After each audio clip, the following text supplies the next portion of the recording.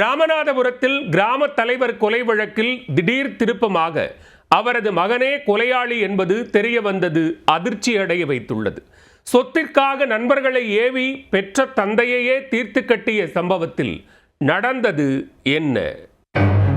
ராமநாதபுரம் மாவட்டம் திருப்பாலைக்குடி அருகே உள்ள குயவனேந்தில் கிராமத்தைச் சேர்ந்தவர் காசிலிங்கம். 65 வயதான இவர் கிராம தலைவராக பொறுப்பு வகித்தார். ஏப்ரல் 28 காணாமல் போனவர் கிராமத்திலிருந்து 2 கிலோமீட்டர் தொலைவில் உள்ள கருவேலமர காட்டுப்பகுதியில் கழுத்து மற்றும் மார்பில் கத்தி குத்து காயங்களுடன் கொலை செய்யப்பட்டு கிடந்தார். தகவல் அறிந்து சென்ற திருப்பாலைக்குடி போலீசார் காசிலிங்கத்தின் உடலை மீட்டு உடற்கூராய்விற்காக அனுப்பி வைத்து விசாரணையை தொடங்கினர்.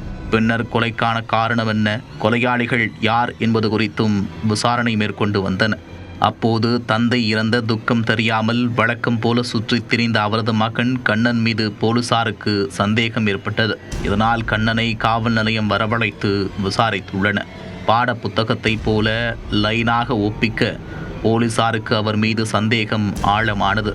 உடனே தீர விசாரிக்க பெற்ற தந்தையை தான் கொலை செய்தேன் என்று அவர் ஒப்புக்கொண்டார். காசிலிங்கத்தின் பெயரில் இருக்கும் சொத்தை எழுதி தரச் சொல்லி அவரது மகன் கண்ணன் நீண்ட வருடங்களாக அவருக்கு அழுத்தம் கொடுத்து வந்துள்ளார். ஆனால் சொத்தை எழுதி வைக்க முடியாது என்று காசி திட்டவட்டமாக கூறியுள்ளார். தந்தை இருக்கும் வரை சொத்து தனது கைக்கு வராது என்று நினைத்த கண்ணன் தனது நண்பர்களுடன் சேர்ந்து கொடூர செயலில் ஈடுபட்டுள்ளார்.